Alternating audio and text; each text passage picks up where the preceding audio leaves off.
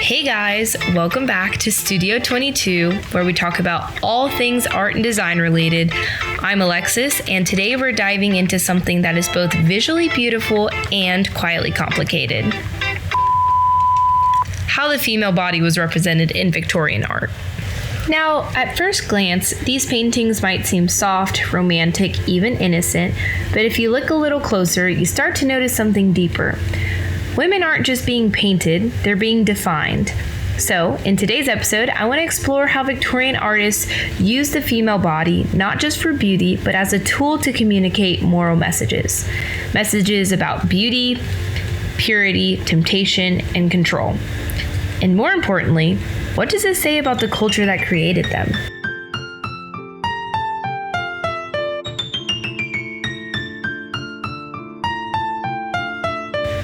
Now, into segment 1, the ideal versus the warning. During the Victorian era, roughly the 19th century, art wasn't just about aesthetics, it was deeply tied to social values. And nowhere is that more clear than in how women were portrayed. On one side, women appeared as idolized figures, pure, passive, almost untouchable. Think of muses, angels, or delicate heroines. Artists like Dante Gabriel Rossetti often painted women with soft features, flowing hair, and dreamlike stillness. These figures weren't just beautiful, they represented moral perfection. But on the other side, there's a completely different image, the woman as a warning. A powerful example is Ophelia by John Everett Millais. At first, it's stunning. Lush nature, soft colors, a peaceful scene, but then you realize Ophelia is floating in the water. Dead. Her beauty is still emphasized even in death. And that's where things get complex. She becomes more than a character. She becomes a symbol, a cautionary tale about emotional fragility, about what happens when a woman steps out of her social expectations. So already, we see this contrast. Women are either elevated as pure idols or reduced to moral warnings. Yikes.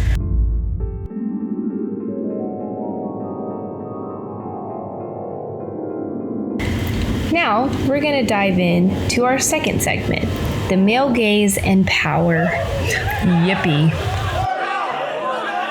This brings us to the key idea in art history, the male gaze.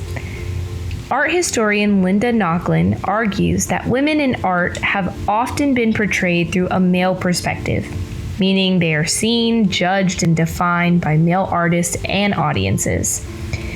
In Victorian art, this shows up clearly. Women are rarely shown as active agents of their own stories. Instead, they are observed. They exist to be looked at, admired, and learned from. Nauchlin's work, Women, Art, and Power, and Other Essays, helps explain how these portrayals limit women's identities. Rather than being seen as full individuals, they become symbols of beauty, purity, or anger. And this isn't just about gender, it's also about control. Victorian society placed a huge emphasis on regulating women's behavior, their appearance, and roles. Art became one of the ways those expectations were reinforced visually. Now, let's dive into segment 3, shall we? Morality, society, and the body. Scholar Deborah Epstein Nord adds another layer by looking at how women were represented in public and urban spaces. In her book, Walking the Victorian Streets, Women, Representation, and the City, she explains how women, especially working class women, were often judged based on their appearance. Now, here's where it gets funny. A woman in the street could be seen as respectable or suspicious, pure or morally compromised. And those same ideas show up in art. The female body becomes a kind of visual language. Every pose, every expression, every setting communicates something about morality. Whether she's an angel in a private space or a fallen figure in nature, the message is clear. Her body reflects her virtue or her failure. The idea of having to constantly wonder if I'm being judged based on what I'm wearing or just my appearance is absolutely disgusting. I would rather not. I think I would much rather just, go about my day without having to worry about if my body is reflecting my virtue or my failure. Like, that is absolutely absurd to me. Alrighty, and now, my fellow people, we are going to be moving on to segment 4, which is a Christian reflection. Ooh, don't be spooked. I swear it's going to be okay. You're going to be fine. Now, we're going to be looking at this from a Christian perspective, which I think adds an important dimension. There's no denying the beauty and the skill in these works. Art can be reflective on creativity, emotion, and even divine inspiration. But at the same time, it's worth questioning how women were being portrayed. If women are made in the image of God, then reducing them to symbols, whether of perfection or of failure, misses something essential. It overlooks their full humanity, their individuality, and their worth beyond appearance or moral messaging. In many of these paintings, women don't have a voice. They don't act, they just represent. And that raises an important question. Are we seeing them as people, or are we seeing them as ideas?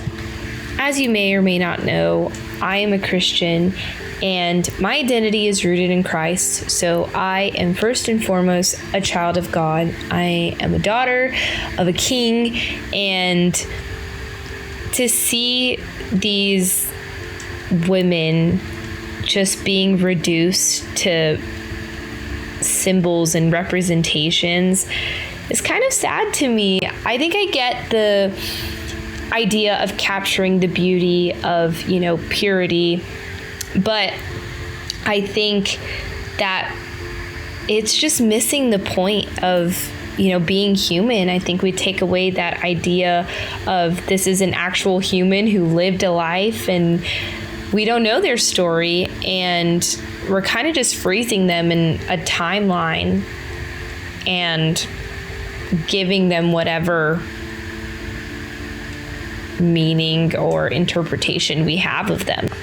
I may or may not be thinking too deeply about it, but I think that it's just really degrading. And these women in these paintings were real people, and they were children of God who were just so loved by him. And to see and hear and talk about the male gaze is really just upsetting to me, and I genuinely don't like talking about it because we're just talking about people as objects.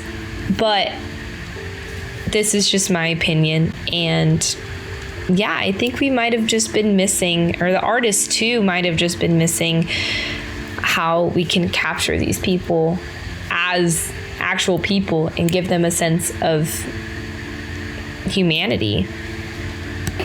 You've done it. You've made it to the conclusion why this still matters.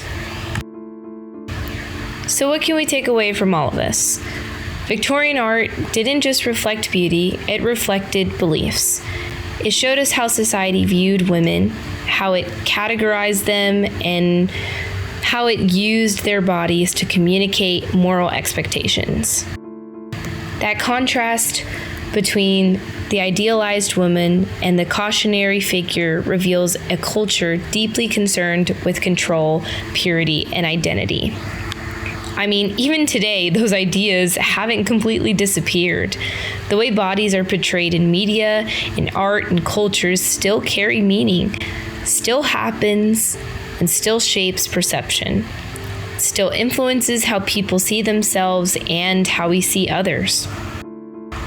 So by studying these paintings, we're not just looking at the past, we're understanding patterns that continue into the present. It's just so unbelievably heartbreaking how we compare ourselves to each other, and how often we do. I think in our generation is just full of viewing people's lives online, and like I said before, we're just freezing in a moment that we didn't even experience, and we're just comparing our lives to other people based on pictures that were like not even like just a tiny little millisecond of their life, of their day. And it's just so insane to me that so many people just overthink and just compare themselves to these people. So beautifully and uniquely made by God, and He has just gifted each of us with a sense of individuality. He gives us passions and gifts and talents and just so many things that just make us different from each other, and that's the whole beauty of it. It's diversity. We are all one people, but we all have gifts that are just so beautiful.